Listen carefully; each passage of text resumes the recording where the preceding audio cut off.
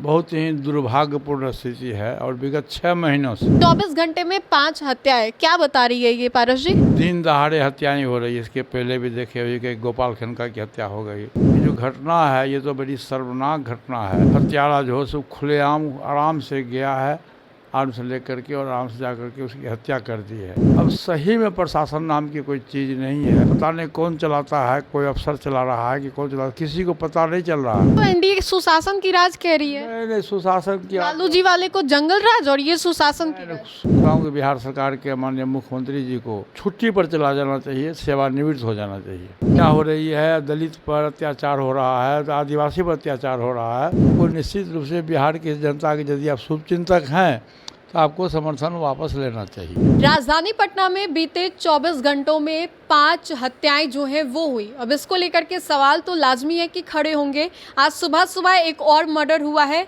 चंदन मिश्रा, जो कि पारस अस्पताल में हुआ है। इसको लेकर के सवाल खड़े हुए जा रहे हैं। पप्पू यादव भी वहां पर पहुंचे थे और इसको लेकर के सवाल खड़े हो रहे हैं कि आखिर एक बड़े अस्पताल में इस तरीके से कैसे इतना बड़ा कांड जो हो सकता है।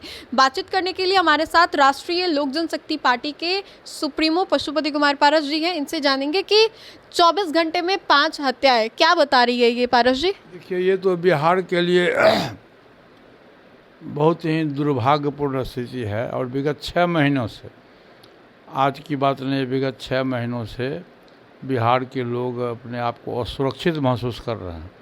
दिन दहाड़े हत्याएं हो रही है। इसके पहले भी देखे हुए कि गोपाल खनका की हत्या हो गई। उसके पहले एक सोना व्यापारी था, उसकी हत्या हो गई। बालू व्यापारी था, उसकी हत्या हो गई।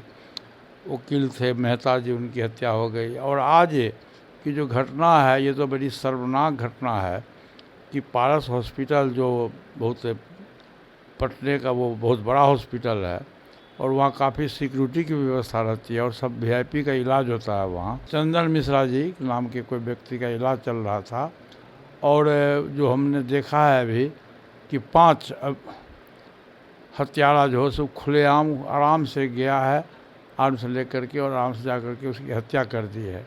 तो इससे साफ जाहिर होता है कि बिहार में अब सही में प्रशासन नाम की कोई चीज़ नहीं है। और जो हमारे बिहार के जो माननीय मुख्यमंत्री आदरणीय श्री नीतीश कुमार जी हैं, वो अचेतावस्था में, ये बात सही है तो कि इसीलिए ये सब हो रहा है। हाँ, इसलिए कि उनका मानसिक संतुलन ठीक नहीं है।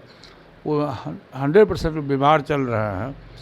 मानसिक संतुलन उनका ठीक नहीं है और नतीजा है कि बिहार का जो शासन पता नहीं कौन चलाता है, कोई अफसर चला रहा है कि कौन चला, किसी को पता नहीं चल रहा है।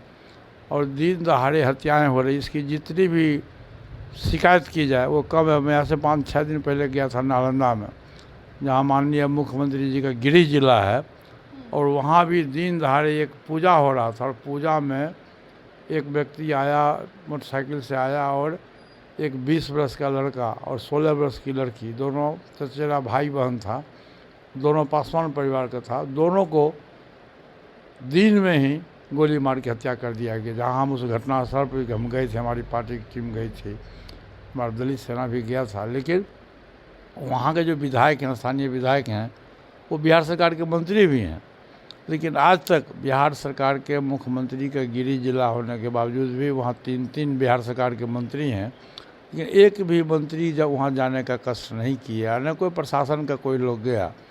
इससे साफ जाहिर होता है कि बिहार में अब मैंने क्या कहा जाए, बिहार में कोई राज ही नहीं है किसी को का। तो एनडीए सुशासन की राज कह रही है। नहीं, सुशासन की लालू जी वाले को जंगल राज और ये सुशासन की राज।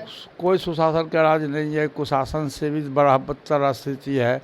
हत्या की राजनीति हो रही है, हत्या, और बिहार सरकार चुपचाप बैठा हुआ है, क्योंकि बिहार के मुख्यमंत्री को पता ही नहीं है कि क्या हो रहा है बिहार में। इसलिए इसकी जितनी भी निंदा की जाए वो कम है। और मैं तो कहता हूँ कि बिहार सरकार के माननीय मुख्यमंत्री जी को छुट्टी पर चला जाना चाहिए, सेवानिवृत्त हो जाना चाहिए। नहीं तो इस बार तो चुनाव भी पारस जी होने वाले हैं ना, बिहार विधानसभा के। चुनाव 4 महीना बाकी है अभी, नवंबर में चुनाव होगा। इस बीच में कोई बड़ी घटना घट जाएगी, सही बड़ी घटना घटेगी तब क्या होगा।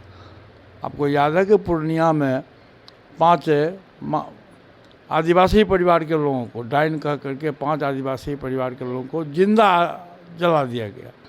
उस पर भी बिहार सरकार का कोई एक्शन नहीं हुआ। तो दिन दहाड़े हत्या हो रही है, दलित पर अत्याचार हो रहा है, आदिवासी पर अत्याचार हो रहा है।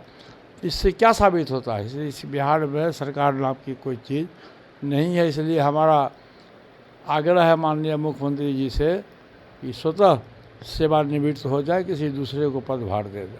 अच्छा पारस जी, एक और आखिरी सवाल होगा कि सुशासन को लेकर के एनडीए के ही कई दल जो हैं वो सवाल खड़े कर रहे हैं, और चाहे वो एलजेपीआर के सुप्रीमो हो, उन लोग ने भी सवाल खड़े किए हैं सुशासन को लेकर के। तो क्या लग रहा है, वाकई एनडीए के भी कुछ ऐसे दल के नेता हैं जो नहीं चाहते ये नहीं, जब नहीं चाहते हैं, एनडीए गठबंधन के लोगों को यदि ये आभास है कि बिहार में का शासन ठीक ठाक नहीं चल रहा, तो उनको अपना समर्थन वापस लेना चाहिए। मतलब चिराग को छोड़ मैं किसी का नाम नहीं लूँगा, लेकिन बिहार की जनता के हित में जब आप कहते हैं कि बिहार के लिए हैं, बिहार की जनता के लिए हैं, तो आपको निश्चित रूप से बिहार की जनता के यदि आप शुभचिंतक हैं तो आपको समर्थन वापस लेना चाहिए। यही बात आप ही लोगों के गठबंधन यानी महागठबंधन, आपने बोला चुकी कि शामिल हुए, तो महागठबंधन के मुकेश सैनी ने ऑफर दिया चिराग को कि वो आ जाएं, अगर ठीक नहीं लग रहा है तो आइए साथ में काम कीजिए। देखिए, वो तो पॉलिटिकल न्यूज़ है, वो पॉलिटिकल न्यूज़ के पीछे मैं नहीं जाऊंगा। सबसे बड़ी बात है कि बिहार का जो लॉ एंड ऑर्डर ख़राब है, इसमें सुधार कैसे हो कि बिहार की जनता अमन चैन से रहे, इसकी व्यवस्था होनी चाहिए। डगमगाया हुआ है और ये बड़ा फैक्टर साबित हो सकता है इलेक्शन। हाँ, बड़ा डगमगाया कि कोई शासन ही नहीं है। मैंने अब क्या कहा जाए, इससे अंग्रेज के समय में जो शासन हुआ करता था, मुगल के पीरियड में शासन हुआ करता था, उससे भी बदतर स्थिति आज है। बिहार में कोई नाम लेने वाला नहीं है। बिहार बीमारू स्टेट के रूप में माना गया। आज पप्पू यादव जब पारस अस्पताल गए तो उनको अंदर जाने भी नहीं दिया गया, बाहर से वो लौट करके चले गए, सिक्योरिटी गार्ड्स उनको भी अंदर नहीं जाने दी। सांसद अब आप देख लीजिए, मेंबर ऑफ पार्लियामेंट को अंदर जाने नहीं दिया गया, लेकिन क्रिमिनल्स को जाने दिया गया। ये कितना बड़ा दुर्भाग्य है कि जो जनप्रतिनिधि है, जनप्रतिनिधि को अंदर जाने से रोका गया, और जो 5 को क्रिमिनल था, जो हत्यारा था, वो सिक्योरिटी गार्ड के सामने से जाकर के रूम में गया और प्रवेश किया और हत्या करके आराम से आर्म्स लहराते हुए बाहर निकल आया। यही बिहार का शासन है। चलिए, तो पशुपति कुमार पारस जी थे हमारे साथ बातचीत करने के लिए। तो फिलहाल के लिए इस खबर में इतना ही। सहयोगी मंटू के साथ राजदंडनी, देशवान न्यूज़, पटना।